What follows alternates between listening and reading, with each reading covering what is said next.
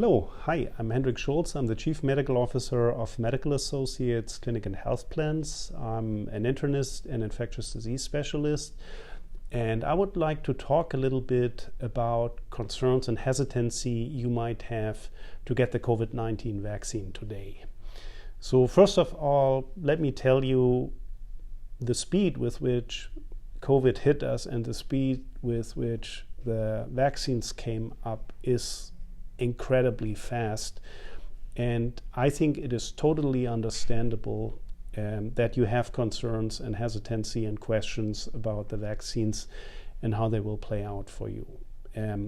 Let's talk a little bit more about some of these concerns and see if I can help you to think through a couple of things. So one of the concerns that you might have is these are newer drugs and they were developed very fast, practically within 9 months. Are they safe? Is there something I should know about them?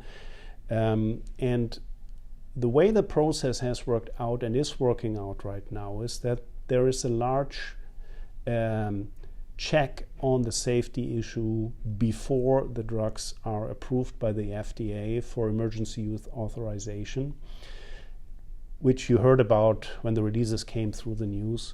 But there's also ongoing surveillance of vaccine safety after the vaccine have been approved by the FDA for emergency use.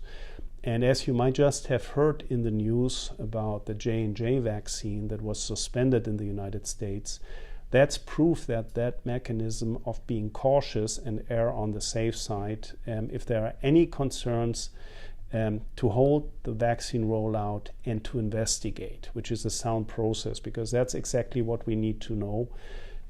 Are these things that happen related to the vaccine, or is it related to something that can happen randomly in the normal population and is unrelated? And I think that is something that might help you to consider the vaccine, that we have these surveillance mechanisms in place to make sure that we spot all things that are of concern when the vaccines are rolled out. Now, the other part that you might be concerned about, since you heard about it when people talk about comparing the vaccines, is the efficacy. And let me explain this a little bit more so you understand what we're talking about and why that is different on how efficient the vaccines actually are. The efficacy that is mentioned in research refers to the vaccine evoking an immune response. And this is usually measured in a lab where you measure antibodies or cell responses of your immune system. But the question that really matters is, does the vaccine prevent you from dying from COVID-19 or getting hospitalized? And this is where all the vaccines are pretty much the same. The efficacy, what you can measure in the labs, is different. You might heard about Moderna and Pfizer, which are more in the mid-90s in terms of their efficacy, and the Johnson & Johnson is more in the 66 to 17 to 80 range. But in terms of preventing the same thing, death and hospitalization, they are the same. They have the same effectiveness. So that is also for me important to understand. You might also be concerned about were really all relevant populations tested? Was the testing in the studies and afterwards all inclusive?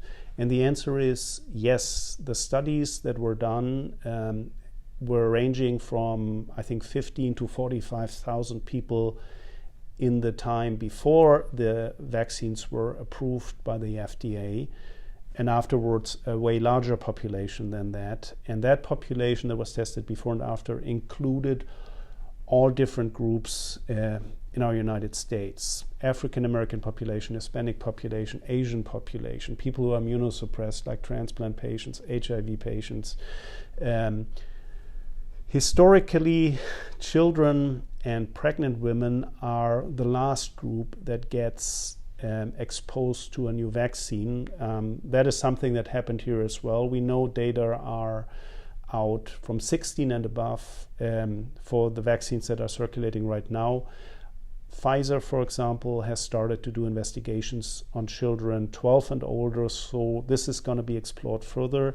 For pregnant women, we know that if you get pregnant and you get an infection, your risk of getting harmed is probably higher than the risk of experiencing something from the vaccines that are circulating. And based on that experience and based on the data from other respiratory viruses, remember, when you're pregnant, your lung is also a little bit smaller because the baby is pressing on it. So if you have an infection there, it hits you harder than when you're not pregnant.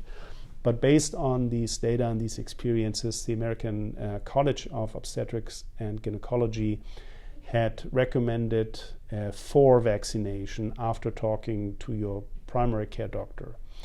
And I think that's a very important point. If you have questions about what would be the best vaccine for you, how would that fit with your personal situation, and we all know one size does not fit all, talk to your doctor. He or she knows you best, your history best, and can give you the best advice which vaccine works and what you have to be considering before getting the vaccine, and can help you to make a good and informed decision that hopefully gets you back to a normal life soon.